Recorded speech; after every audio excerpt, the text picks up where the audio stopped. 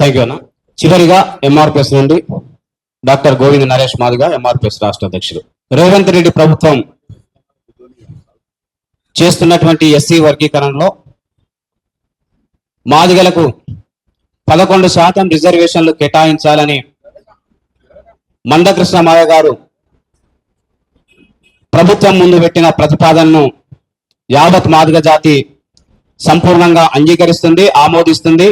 మందకృష్ణ మాయ గారి అభిప్రాయంతో పూర్తిగా ఏకీభవిస్తుంది. ఇవాళ రేవంత్ రెడ్డి గారి ప్రభుత్వం చేసిన ఎస్సీ వర్గీకరణను స్వాగతిస్తున్నాం. దానిలో జరిగినటువంటి లోపాలను సవరించాలని మాదిగ జాతి తరఫున మేము విజ్ఞప్తి చేస్తున్నాం. ఇప్పుడు రేవంత్ రెడ్డి ప్రభుత్వం తీసుకొచ్చినటువంటి ఎస్సీ వర్గీకరణ ప్రక్రియ అసంపూర్ణమైన ప్రక్రియ. దానిలో జరిగిన తప్పులను, దానిలో జరిగిన లోపాలను సవరించడం ద్వారా ఎస్సీ వర్గీకరణను సంపూర్ణంగా నెరవేర్చాలని రేవంత్ రెడ్డి గారి ప్రభుత్వానికి మేము విజ్ఞప్తి చేస్తున్నాం. ఇవాళ రేవంత్ రెడ్డి గారి ప్రభుత్వం తీసుకొచ్చిన ఎస్సీ వర్గీకరణ వల్ల మాదిగ జాతి అసంతృప్తితో ఉంది. మా జనాభా తగిన వాటా రాలేదనే అసంతృప్తి, మా వెనుకబాటుతనం ఆధారంగా మాకు తగిన వాటా రాలేదనే అసంతృప్తి మాదిగ జాతిలో తీవ్రంగా పెరిగింది. అందువల్ల రేవంత్ రెడ్డి ప్రభుత్వం 4వ తారీఖు ఎస్సీ వర్గీకరణను శాసనసభ ఆమోదిస్తే ఈ రోజు వరకు, ఈ 3 రోజుల కాలంలో ఏ మాదిగ పల్లెల్లో సంబరాలు జరగలేదు. రేవంత్ రెడ్డి ప్రభుత్వం చేసిన ఎస్సీ వర్గీకరణ వల్ల గాంధీ భవన్ లో సంబరాలు జరుగుతున్నాయి తప్ప మాదిగ పల్లెల్లో సంబరాలు జరుగుతలేవు అనే విషయం ప్రభుత్వం గుర్తించాలని ఈ సందర్భంగా మేము విజ్ఞప్తి చేస్తున్నాం. గాంధీ భవన్ లోనే ఎందుకు సంబరాలు జరుగుతున్నాయి, మాదిగ పల్లెల్లో ఎందుకు సంబరాలు జరుగుతలేవు అంటే మాదిగ జనాభాకు తగ్గట్టు అవకాశాలు రాలేదని, మాదిగల వెనుకబాటు తగిన విధంగా రిజర్వేషన్ల కేటాయింపు జరగలేదనే విషయం మాదిగ ప్రజల గుండెల్లో బలంగా దాగి ఉంది. కాబట్టి ఇవాళ మాదిగ ప్రజలు సంబరాలు చేసుకున్న పరిస్థితి లేదు. అందువల్లనే ఏ గ్రామంలో ఒక కేక్ ముక్క కట్ కాలేదు, ఏ గ్రామంలో కూడా ఒక టపాకాయ పేయలేదు, ఏ గ్రామంలో కూడా ఒక మిఠాయి పంపకం జరగలేదు. మాదిగలు ఎక్కడా సంబరాలు జరుగుతున్న సందర్భం లేదు. సంబరాలు ఏమైనా జరిగి ఉన్నాయంటే అది జనాభా నిష్పత్తి కంటే మించి రిజర్వేషన్లు పొందిన మాలల సంబరాలు జరిగినాయి. జనాభా నిష్పత్తి కంటే ఎక్కువ శాతం రిజర్వేషన్లు మాలలు కేటాయించడం ద్వారా కాంగ్రెస్ పార్టీ గాంధీ భవన్ సంబరాలు జరుపుకుంటున్నది తప్ప మాదిగ జాతిలో సంబరాలు లేవు అనే విషయం ఇవాళ కాంగ్రెస్ ప్రభుత్వం స్పష్టంగా, ముఖ్యంగా రేవంత్ రెడ్డి ప్రభుత్వం స్పష్టంగా గుర్తించాలని మేము విజ్ఞప్తి చేస్తున్నాం. మేము ప్రభుత్వం తీసుకున్న నిర్ణయాన్ని మేము వ్యతిరేకించట్లేదు, కానీ దానిలో లోపాలు ఉన్నాయని గుర్తు చేస్తున్నాం, దానిలో తప్పులు జరిగినాయని గుర్తు చేస్తున్నాం. లోపాలు తప్పులు ఏమిటంటే మాదిగల జనాభా 32 లక్షల పైగా, 32,70,000 పైగా మాదిగల జనాభా ఉంది. మీరు జనాభా ప్రాతిపదికన తీసుకుంటే మాకు 11% రిజర్వేషన్ రావడం న్యాయం, ధర్మం. లేదా మీరు గ్రూప్ 1 కేటగిరీలో అత్యంత వెనుకబడిన కులాల పేరుతోని, అత్యంత వెనుకబాటుతనానికి గురైన కులాల పేరుతోని కొన్ని కులాలను చేర్చి వాళ్ళకు మీరు 1% రిజర్వేషన్లు ఇచ్చారు. మరి ఆ పద్ధతిలో వెనుకబాటుతనం ఆధారంగా రిజర్వేషన్లు కేటాయించాలని మీ ప్రభుత్వం అనుకుంటే మీరు ఆ ప్రాతిపదికన తీసుకున్న మాకు 11% రిజర్వేషన్ రావాలి. మాలల జనాభా 15%, వాళ్ళు మెరుగైన ఫలితాలు పొందిన కులాల జాబితాలు ఉన్నారు. మరి మెరుగైన ఫలితాలు పొందిన కులాల జాబితాలో ఉన్న మాలలకు వాళ్ళ జనాభా నిష్పత్తి కంటే మించి 1% రిజర్వేషన్లు కేటాయించి 5% రిజర్వేషన్లు మీరు ఇచ్చారు. మరి మేము మెరుగైన కులాల జాబితాలో లేము కదా, మేము వెనుకబడిన కులాల జాబితాలోనే ఉన్నాం కదా. మరి అట్లా ఉన్నప్పుడు మా వెనుకబాటుతనం ఆధారంగా చూసుకుంటే, దాని పరిగణలో తీసుకుంటే మాకు 11% రిజర్వేషన్ రావాలి.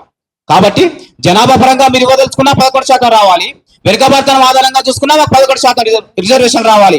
ఏ రకంగా చూసుకున్నా 11% రిజర్వేషన్ మాదిగలకు రావడం అనేది మా న్యాయబద్ధమైన హక్కు. ఆ హక్కును మాకు దక్కకుండా రేవంత్ రెడ్డి ప్రభుత్వం చేసి ఇవాళ అసంపూర్ణమైన వర్గీకరణను అమలు చేయడానికి కోసం ప్రయత్నం చేస్తున్నది. దాని మాదిగ జాతి ఆమోదించదు, అంగీకరించదు అనే విషయం ఈ సందర్భంగా రేవంత్ రెడ్డి ప్రభుత్వానికి మేము స్పష్టంగా సూచిస్తున్నాం. ఇవాళ గ్రూప్ 3 కేటగిరీలో మాల సామాజిక వర్గం మరికొన్ని కులాలను చేర్చిండు. వాళ్ళందరినీ మెరుగైన కులాలుగా పరిగణించింది షమీమ్ అఖ్తర్ కమిషన్, అలాగే తెలంగాణ రాష్ట్ర ప్రభుత్వం. మరి మీరు మెరుగైన కులాలకు 1% రిజర్వేషన్లను కేటాయిస్తున్నప్పుడు 1% రిజర్వేషన్లు ఇవ్వడానికి 3,55,000 జనాభాను మీరు ఆధారంగా తీసుకున్నారు. మరి మెరుగైన కులానికే 1% రిజర్వేషన్ కేటాయించడానికి 3,55,000 జనాభాను పరిగణన తీసుకుంటే, మరి మెరుగైన కులంతో పోల్చుకుంటే వెనకబడ్డ మాదిగలకు 1% రిజర్వేషన్ కేటాయించడానికి అంతకంటే తక్కువ జనాభాను మీరు ఆధారంగా తీసుకోవాల్సిన అవసరం ఉంది. ఆ రకంగా మాకు 3 లక్షలకే 1% రిజర్వేషన్ కేటాయించాలి. కానీ ఇక్కడ జరిగిన లోపం ఏంటంటే మాలలకు రిజర్వేషన్ కేటాయించడానికి 3,50,000 జనాభాను ప్రతిపాదికన తీసుకున్నారు. కానీ మాదిలకు రిజర్వేషన్ 1% కేటాయించడానికి 3,65,000 జనాభాను పరిగణన తీసుకున్నారు. వాళ్ళకంటే 15,000 జనాభాను ఎక్కువగా మాదిగ జాతి సంబంధిత జనాభాను పరిగణన తీసుకొని మాకు రేవంత్ రెడ్డి ప్రభుత్వం అన్యాయం చేసిందనే విషయాన్ని ఈ సందర్భంగా మేము ప్రజల దృష్టికి, ప్రభుత్వం దృష్టికి తీసుకురావడం జరుగుతున్నది. ఇవాళ ఎస్సీ వర్గీకరిస్తూ ఆ ప్రక్రియలో జరిగిన లోపాలను సవరించాలని, సరిదిద్దుకోవాలని, మళ్ళీ ఈ న్యాయం జరగకుండా, ఈ అన్యాయం జరగకుండా చూడడం కోసం తగు కట్టుదిట్టమైన నిర్ణయాలను రేవంత్ రెడ్డి ప్రభుత్వం తక్షణమే దృష్టి సారించాలని చెప్పేసి ఈ సందర్భంగా మేము ప్రభుత్వం దృష్టికి ప్రధానంగా మేము విజ్ఞప్తి చేయడం జరిగింది. ఇంకా సమయం ఉంది కాబట్టి, జీవో ఇంకా రాలేదు కాబట్టి, ఎస్సీ వర్గీకరణ ప్రక్రియ ఇంకా చట్ట రూపంలోకి రాలేదు కాబట్టి ఈ సమయాన్ని సద్వినియోగం చేసుకొని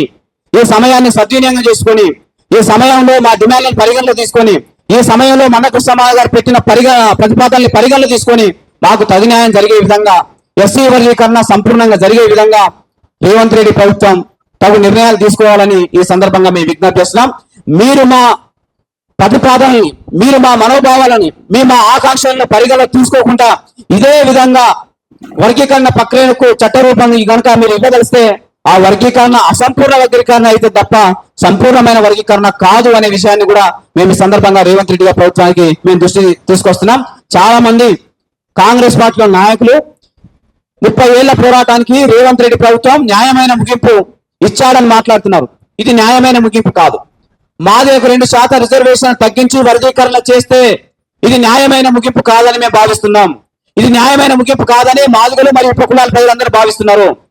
మాదిగలకు 11% రిజర్వేషన్ కేటాయించి వర్గీకరణను అమల్లో తీసుకొచ్చినప్పుడు మాత్రమే 30 సంవత్సరాల ఈ సుదీర్ఘమైన పోరాటానికి రేవంత్ రెడ్డి ప్రభుత్వం న్యాయమైన ముగింపు పలికినట్టుగా మేము భావిస్తాం. కానీ మాకు 2% రిజర్వేషన్లు కేటాయించకుండా మాకు నష్టం చేసి ఇది న్యాయమైన ముగింపు అంటే మాదిగ జాతి అంగీకరించదని ఈ సందర్భంగా మేము స్పష్టంగా తెలియజేస్తున్నాం. ఈ నేపథ్యంలో మా నాయకుడు మందకృష్ణ గారు 30 ఏళ్ల పోరాటంలో ఎప్పుడైనా సత్యమే మాట్లాడిండు, ఎప్పుడైనా న్యాయమే మాట్లాడిండు, ఎప్పుడైనా ధర్మమే మాట్లాడిండు. ఇవాళ మాకు 11% రిజర్వేషన్లు రావాలని మందకృష్ణ మాట్లాడినప్పుడు కొంతమంది నాయకులు దాన్ని సరిగ్గా అర్థం చేసుకోకుండా అవాకులు చేవాకులు పెడుతున్నారు. మేము సందర్భంగా స్పష్టంగా తెలియజేస్తున్నాం. ఒక సత్యం మాట్లాడినప్పుడు ఆ సత్యం మొదట అవహేళనకు గురవుతుంది, ఆ సత్యం 2వ దశలో తిరస్కరించబడుతుంది, ఆ సత్యం 3వ దశలో అంగీకరించబడుతున్న సత్యాన్ని ప్రతి ఒక్కరు గుర్తుపెట్టుకోవాలని నేను ఈ సందర్భంగా విజ్ఞప్తి చేస్తున్నాను. ఇవాళ మందకృష్ణ పెట్టిన ప్రతిపాదన ఇవాళ కొంతమంది అవహేళన చేయవచ్చు, రేపు కొంతమంది తిరస్కారం చేయవచ్చు, కానీ 100% రేపు రేవంత్ రెడ్డి ప్రభుత్వం అంగీకరించక తప్పదని ఈ సందర్భంగా రేవంత్ రెడ్డి ప్రభుత్వానికి మేము స్పష్టంగా తెలియజేసుకున్నాం. ఎందుకంటే మేము ఏ కులాందో లాగి మాకు ఇవ్వాలని అడగట్లేదు, ఏ కులానికి వాటా తక్కువ చేసి మాకు ఇవ్వాలని అనట్లేదు.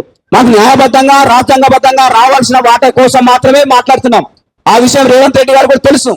వారు నిజంగా మా జాతికి అన్యాయం జరిగిందనే విషయం గుర్తించకపోతే మరి కొంతమంది మరి మాదిగ పెద్దలతోని వారు మాట్లాడినవారు కాదు. వారి హృదయానికి తెలుసు, వారి మనసుకు తెలుసు మాదిగ జాతికి అన్యాయం జరుగుతుందని, మాదిగ జాతికి తగిన వాటా రావట్లేదనే విషయం వారి దృష్టిలో ఉంది. వారు అంగీకరించారు. కాబట్టి ఈ సందర్భంలో పెద్దన్న పాత్ర రేవంత్ రెడ్డి గారు ప్రోత్సహించాలి, పెద్దన్న పాత్ర రేవంత్ రెడ్డి గారు పోషించాలి, మాదిగ జాతికి పెద్ద దిక్కుగా మారాలి. ఈ 11% రిజర్వేషన్లు రావడానికి పూర్తి చొరవ తీసుకోవాలని చెప్పేసి ఈ సందర్భంగా మేము విజ్ఞప్తి చేస్తున్నాం. ఈ 30 సంవత్సరాల చరిత్రలో ఈ పోరాటానికి ఒక న్యాయమైన ముగింపు ఎవరు పలికారనే ప్రశ్న ఉత్పన్నమైనప్పుడు దానికి సమాధానంగా రేవంత్ రెడ్డి గారి పేరు ఉండాలనుకుంటే తప్పనిసరిగా 11% రిజర్వేషన్లు కేటాయిస్తూ ఒక చారిత్రకమైన నిర్ణయం తీసుకోవాలని ఈ సందర్భంగా మేము విజ్ఞప్తి చేస్తున్నాం. కాబట్టి ఇప్పుడు చేసిన ఎస్సీ రిజర్వేషన్ల వర్గీకరణలో 2 ప్రతిపాదనలు మేము స్పష్టంగా చెప్తున్నాం. ఒకటి, రిజర్వేషన్ల కేటాయింపు జనాభా ప్రాతిపదికన వెనుకబాటుతనం ఆధారంగా స్పష్టంగా జరగాలి. రెండోది, వివిధ గ్రూపుల్లో చేర్చిన కులాల చేర్పులలో మార్పులు తీసుకురావాలని కోరుతున్నాం. మరి గతంలోనే మెరుగైన కులాల జాబితాలో ఉన్న పంబాల అనే కులాన్ని, మన్నె అనే కులాన్ని గ్రూప్ 1 కేటగిరీలో చేర్చడం అనేది పూర్తిగా అశాస్త్రీయమైనది, అన్యాయమైనది. కాబట్టి గ్రూప్ 1 లో చేర్చబడ్డ పంబాల కులాన్ని, మన్నె కులాన్ని గ్రూప్ 3లో కేటాయించాలని ఈ సందర్భంగా మేము విజ్ఞప్తి చేస్తున్నాం. అలాగే అత్యంత వెనుకబాటుతనంతో ఉన్నటువంటి గ్రూప్ 3లో మీరు చేర్చినటువంటి పైడి కులం కావచ్చు, పాకి కులం కావచ్చు, అలాగే రెల్లి కులం కావచ్చు, వాళ్ళని గ్రూప్ 1 కేటగిరీలో తీసుకురావాల్సిన అవసరం ఉందని చెప్పేసి ఈ సందర్భంగా మేము స్పష్టంగా తెలియజేస్తున్నాం. కొంతమంది కుట్రల వల్ల, కొంతమంది కుతంత్రాల వల్ల ఈ ఎస్సీ వర్గీకరణ ప్రక్రియలో అనాధికారికంగా మాలల ఉపకులాలకు 6% రిజర్వేషన్లు కేటాయింపు చేసే ఒక భయంకరమైన కుట్ర జరిగింది. ఆ కుట్రను ఇవాళ మా జాతి అధినేత మందకృష్ణ మాదిగ గారు, మా మాదిగ జాతి పసిగట్టిందనే విషయం రేవంత్ రెడ్డి ప్రభుత్వం గుర్తించాలి. కొంతమంది స్వార్థ పరుల వల్ల, కొంతమంది ఎస్సీ వర్గీకరణ అడ్డంకులు కల్పించిన కుట్రల వల్ల కొంతమంది కాంగ్రెస్ ప్రభుత్వంలో బలమైన పలుకుబడి ఉన్న మాల సోదరుల వల్ల అనధికారికంగా మాలలు 6% రిజర్వేషన్లు పొందే ఒక కుట్ర ఈ ఎస్సీ వర్గీకరణ ప్రక్రియలో జరిగింది. దాన్ని రేవంత్ రెడ్డి ప్రభుత్వం సరిదిద్దాలని మేము విజ్ఞప్తి చేస్తున్నాం. నిజానికి గ్రూప్ 1 కేటగిరీలో మాదిగ ఉపకులాలు అత్యంత వెనుకబడ్డాయి కాబట్టి ఆ కేటగిరీలో ఉండే అర్హత కేవలం మాదిగ ఉపకులాలకు మాత్రమే ఉంది. కానీ మీరు ఆ గ్రూప్ 1 కేటగిరీలో కేటాయించబడ్డ 1% రిజర్వేషన్లను మాల ఉపకులాలు లబ్ధి పొందే విధంగా గ్రూప్ 3 కేటగిరీలో రావాల్సిన కులాలను తీసుకెళ్లి మీరు గ్రూప్ 1 లో కలిపారు. అది పూర్తిగా అశాస్త్రీయమైనటువంటి చర్య. దాన్ని సరిదిద్దుకోవాలని చెప్పేసి ఈ సందర్భంగా మేము విజ్ఞప్తి చేస్తున్నాం. మా నాయకుడు మీరు శాసనసభలో ఎస్సీ వర్గీకరణ మీద ఆమోదం చేసిన సందర్భాన్ని గుర్తుపెట్టుకొని మీరు ఎస్సీ వర్గీకరణను అమల్లో తీసుకురావడాన్ని స్వాగతిస్తూ వేల గొంతుల లక్షల డబ్బులు అనే కార్యక్రమాన్ని వాయిదా వేయడం జరిగింది. దాన్ని మీరు అర్థం చేసుకోవాల్సిందే మేము విజ్ఞప్తి చేస్తున్నాం. మేము ప్రభుత్వానికి వ్యతిరేకంగా ఉండాలనుకుంటే, ముఖ్యమంత్రి రేవంత్ రెడ్డి గారికి వ్యతిరేకంగా ఉండాలనుకుంటే ఆ కార్యక్రమానికి 2% రిజర్వేషన్ మాకు రాలేదు కాబట్టి ఆ కార్యక్రమం మేము నిర్వహించి ఉండేవాళ్ళం. కానీ మా నాయకుడు ప్రజాస్వామిక దృక్పథంతో ఆలోచించే నాయకుడు, మా నాయకుడు మందకృష్ణ మాదిగ గారు అంబేద్కర్ దృక్పథంతో ఆలోచించే నాయకుడు, మా నాయకుడు గురి ఎప్పుడు లక్ష్యాన్ని పరిష్కరించే దాని మీద దృష్టి పెడతా తప్ప ఇతర అంశాల మీద దృష్టి పెట్టే నాయకుడు కాదు. కేవలం ఆ సమస్య పరిష్కారం కాబట్టి ఆ వర్గీకరణ పరిష్కారానికి రేవంత్ రెడ్డి ప్రభుత్వం ముందుకొచ్చి అసెంబ్లీలో ఆమోదం చేసింది. ఎస్సీ వర్గీకరణ ప్రక్రియను ముందుకు తీసుకొచ్చింది కాబట్టి మేము దాన్ని స్వాగతించి ఈ కార్యక్రమాన్ని వాయిదా చేసినాం. దాన్ని రేవంత్ రెడ్డి ప్రభుత్వం గుర్తించాలని కోరుతున్నాం. అదే సమయంలో మా జాతి మనోవేదనకు అనుగుణంగా, మా జాతి ఆకాంక్షకు అనుగుణంగా, మా గుండెల్లో దాగిన కోరికకు అనుగుణంగా మాకు 11% రిజర్వేషన్ కేటాయించే విధంగా రేవంత్ రెడ్డి ప్రభుత్వం ముందుకు రావాలని చెప్పేసి మేము ఈ సందర్భంగా విజ్ఞప్తి చేస్తూ దాన్ని ప్రజలు, ప్రజాస్వామికవాదులు, ఇప్పటి వరకు మా పోరాటానికి మద్దతుగా ఉన్న మేధావులు, అన్ని వర్గాల ప్రజలు, ప్రజాస్వామికవాదులు అందరూ అర్థం చేసుకొని ఈ 11% వాటా కోసం జరుగుతున్న ఈ న్యాయమైనటువంటి ఈ ప్రతిపాదనకు అందరు తమ సంపూర్ణమైన సంఘీభావం తెలపాలని మేము ఈ సందర్భంగా తెలియజేస్తూ చివరిగా రేవంత్ రెడ్డి ప్రభుత్వం మరొకసారి మనసు పెట్టి మాదిగల ఆకాంక్షను గుర్తుపెట్టుకొని మాకు తగిన న్యాయం జరిగే విధంగా వర్గీకరణ చేసి 30 ఏళ్ల పోరాటానికి ఒక న్యాయమైన ముగింపును ఇవ్వాలని రేవంత్ రెడ్డి ప్రభుత్వానికి మేము సూచిస్తున్నాం.